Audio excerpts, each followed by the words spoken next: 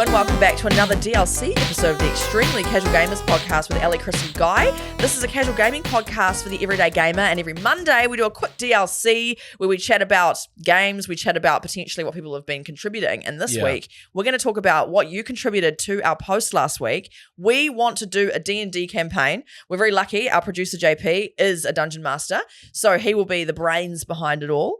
And we put a post into the ECG for ECG Facebook group last week asking what things you'd like kind of added, what flavor you want. Yeah, JP wants to sort of make it not obviously ECG based, but he wants to throw in some ECG Easter eggs, just to be like, as you're listening along, and if you've been listening to the podcast for a long time and you listen to this campaign, you'll be like, oh, it's a reference to that. There they go, yeah. So we had quite a few comments back, so thank you to everyone. It's really cool to see. I know. Okay, so the first suggestion that we've got here, Cameron said, each character should get an ability called Cousin Beck, which would read something like, once per long rest, this character can call on Cousin Beck, who will have a piece of information relevant to the current task. Nice. That's so good. Where Cousin Beck is located in the world and how useful her knowledge is determined by the DM at the time this ability is used. So JP, you haven't been around for this, but my Cousin Beck, amazing gamer, huge contributor to the podcast, probably should have my job, shouldn't be me.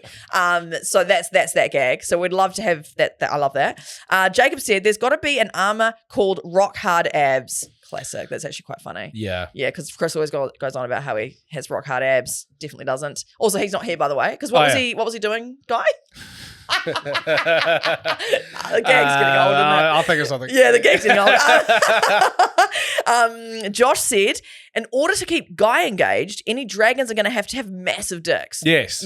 Yep. So remember that one? That's almost, that's rule one. Yep. I'll jot that down. Jot that one down, JP. Brandon says, so happy to hear that Guy gets to play D&D. The teaser was great. He too listens to Dungeons and Daddies. Cool. Yeah, and so he would like to have Oogly Boogly as a safe / code word, potentially. Nan's chutney, of course. He's also mentioned Chris's rock hard abs and meat patty nips. Someone getting scammed by a deli worker because that's funny. That's really good. Yeah, that's good. Chris got scammed once, JP, just for context. Yeah, he went to buy Pokemon Silver, was it? Or it was like a secondhand Pokemon Silver, or I think it was Pokemon Silver in the box. Yeah. Because this is when he was in his like refurbishing Game Boy phase. Yeah. And he sent the woman the money, and apparently she worked at Lower Hutt Woolworths in the deli section, and it was a scam, and he never got the product. So he paid, I think it was like $150. I think it was that. Yeah. But he did not get the money or the product. Not even a bit of shaved ham or... I'd be fine with that. Yeah, I'll take that. Yeah, if it was still cold and it was, not expired. Yeah, I'll take some free ham. Yeah. Then Brandon has also suggested some questionable footwear, guys, because, you're often wearing... Oh, is that a thing? Well, I think it's more a thing that, like, you'll have one shoe on, one shoe off, or you have, like, one sock, and then, like, you have your feet out, and then... I think it's because I was wearing Crocs once where I was in sport mode on one foot and then right. casual mode in the other. That's what it was, yeah. And now it's just become a thing. Yeah. Then he suggested some character weaknesses. So he'd love my character to make lots of promises but forget to fulfill them. It gets an eye twitch when they try to lie. Classic. Chris's artificer. Artificer. That one? Is that what it is? Yeah. Artificer. Yeah. Likes to tinker, which is true. He does love doing that. Gets distracted easily, e.g. has to fix the wobbly tavern table. Grease the squeaky door, so he's always trying to fix stuff. Yeah. That's Chris. Guy's character, totally awesome, no flaws. Kidding.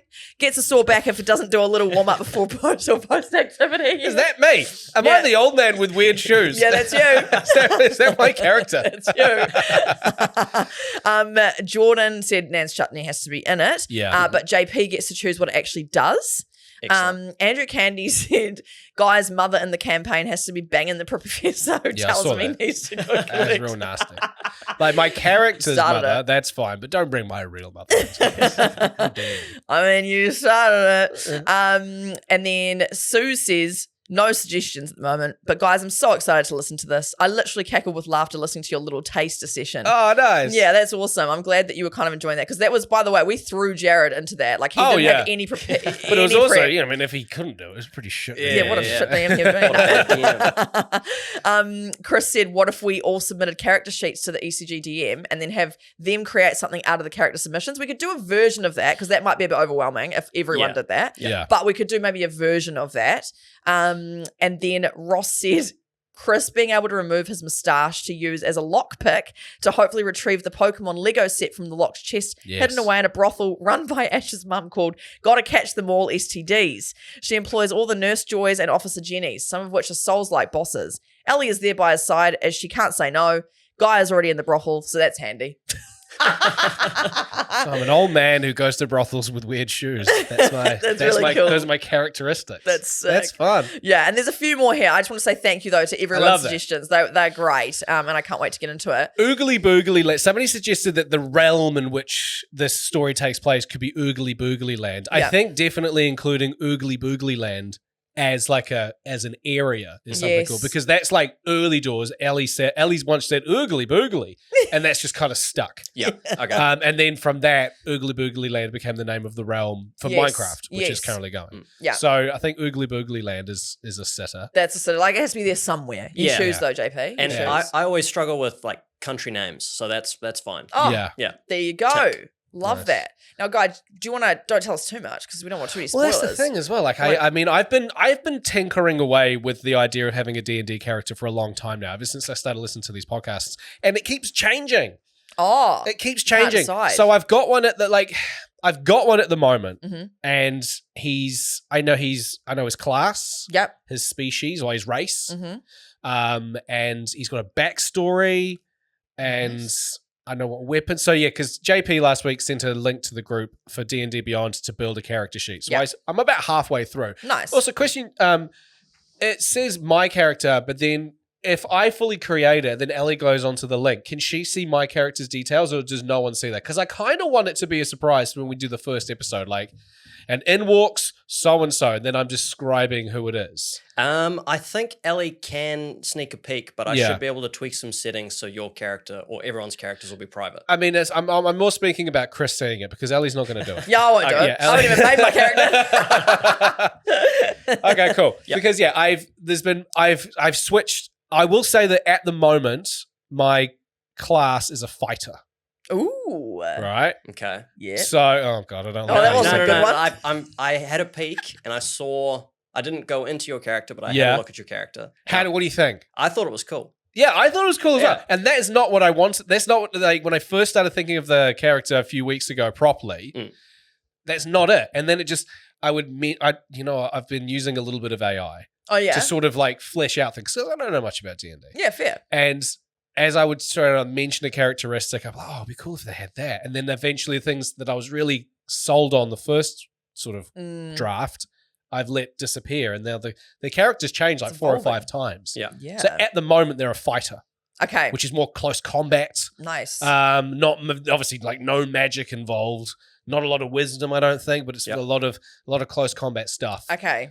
Quite athletic and stuff like that. Because the other thing as well, I imagine, JP, is something you'll have to do is make sure that, you know, if I do stick to fighter or like a what's the other, barbarian, similar sort of types, to make sure that Chris doesn't do it and Ellie doesn't do it, because otherwise we'll have 3 very we want to have 3 different people. Yeah, definitely. So you kind of want to have like a frontliner, which a fighter would be. You kind of want a caster, a spellcaster of some kind, and then that third role.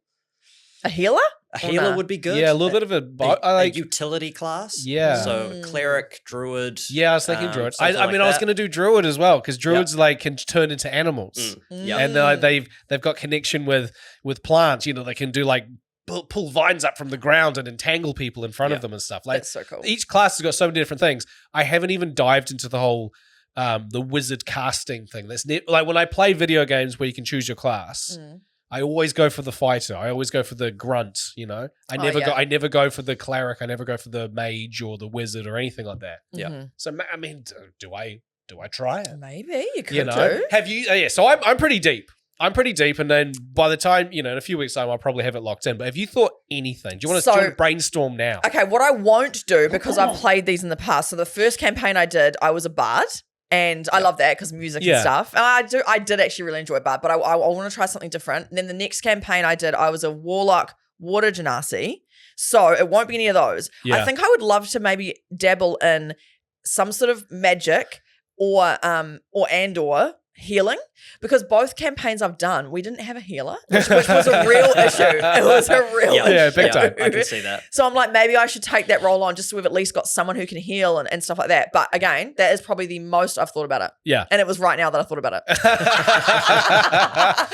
So what I'm getting from this, JP, is that we physically have to be like over her shoulder. Yeah. Getting her to do it. No, I will. I swear. No, I'm actually really excited to create another character because I really enjoyed doing it last time, writing a backstory and hard out. I really enjoyed it. You know what? This is the role playing part that I feel like I won't struggle with, but I just need to get my head around a little bit more. So as I drive, because I'll listen to a podcast about D&D and then I'll pause it and I'll try out different voices. Oh, fun. Because you need to have a different voice. It doesn't have to be wildly different, but if we're like talking as we are and then we've got to do the role playing bit, we kind of have to switch so that you can tell the difference.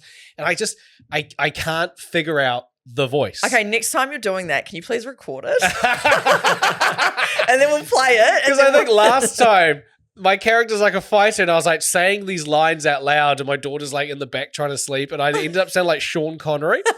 Yes. Why don't you come over here? That's still great though. But you've got to be able to, I thought I found a voice and I was doing it and because you're like changing your throat and stuff, my throat started to hurt because so I was like, I can't do that long term. Yeah, totally. The only voice I can do is like Gollum, but I'm not going to do Gollum. Oh yeah, that would be hard for ages. That was good though.